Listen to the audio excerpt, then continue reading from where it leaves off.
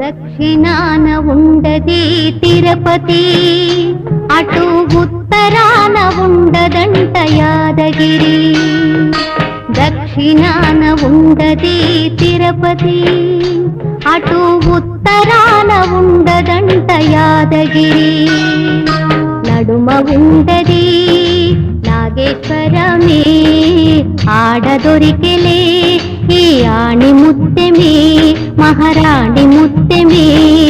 దక్షిణాన ఉండది తిరుపతి, అటు ఉత్తరాన ఉండదంట యాదగిరి.